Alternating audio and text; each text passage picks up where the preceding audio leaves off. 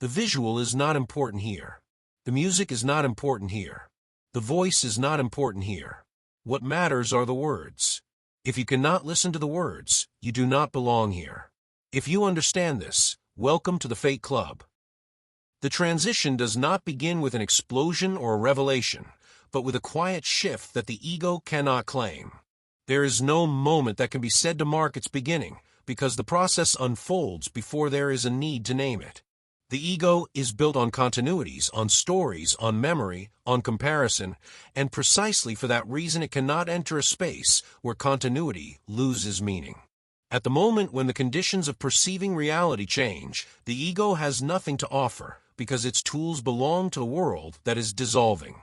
This dissolution is not dramatic, but systematic, like the silent fading of light in a room where the eyes still believe they see the same.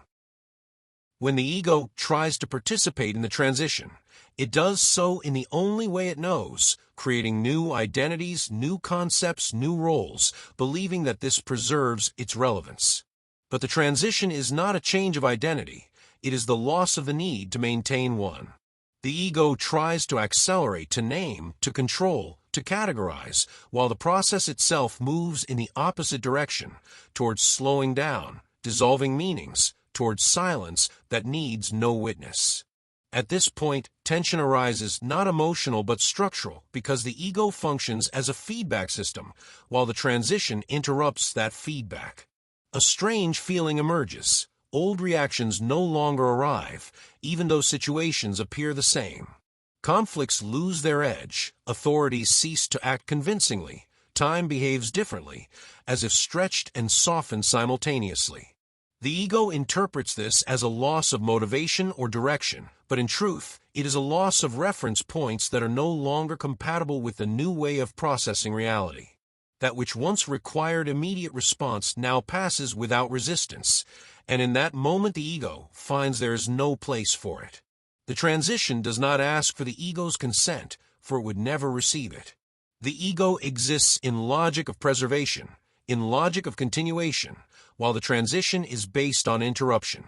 This interruption is not violent, but natural, like the change in breathing at higher altitude. The organism adapts before conscious decision arises, and consciousness only later notices the quiet change. The ego feels bypassed because it was never invited to decide, and this alone produces a sense of disorientation.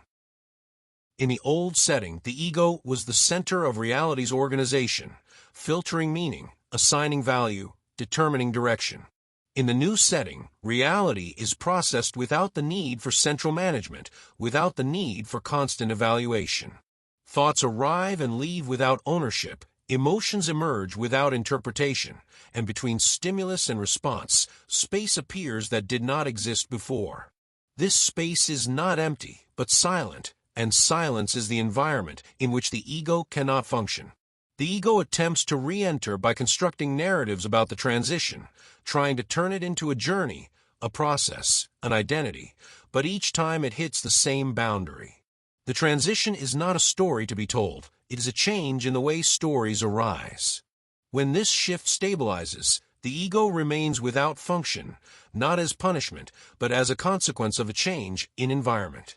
Like a tool that was perfect in one system, but has no use in the new.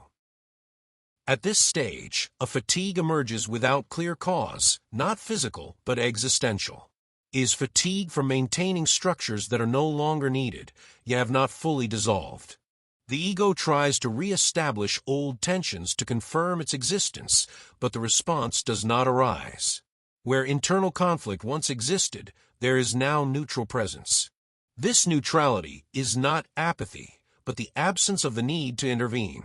The transition continues without understanding, because understanding belongs to the same framework as control. The ego wants to know what is happening to maintain the illusion of guidance, but the process occurs outside that need. The relationship to time shifts, the future loses urgency, and the past no longer serves as a source of identity. What remains is observation, which is neither active nor passive, but natural. In this state, social games appear distant, as if belonging to another kind of reality. Competition, proving oneself, defending positions, all seem mechanical, devoid of energy, and the ego tries to return to them but finds the inner impulse missing. Is not a moral choice or rejection, but change of compatibility. Old patterns can no longer anchor themselves in the new perception. When the ego cannot participate in the transition, it does not vanish immediately, but gradually loses volume.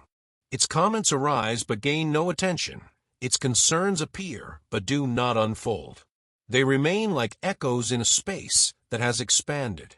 This process is not dramatic, but quiet, and precisely for that reason, it is often overlooked. The transition is not a goal or a state to enter, but a continuous adaptation to new conditions of existence. The ego, as a survival tool in an environment built on threat and scarcity, loses meaning in a context where these parameters are no longer dominant.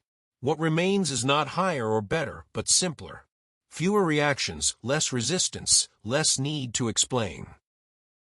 In this simpler setting, reality is processed directly, without layers of interpretation that once created identity. This is not a mystical state, but a practical change in the way consciousness organizes information. The ego cannot adjust because its existence depends on constant activity. When activity is no longer required, the ego has no role. This state is not stable in the sense of fixation, but fluid. It is impossible to return to it or leave it because it does not exist as a place. It is a mode of functioning, manifesting as silence where noise was once needed. The transition continues even when unnoticed, and this is its nature.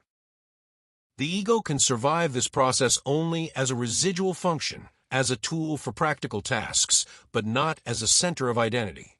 When it attempts otherwise, it meets emptiness that is not threatening, but definitive. This emptiness is not absence, but fullness without the need for content.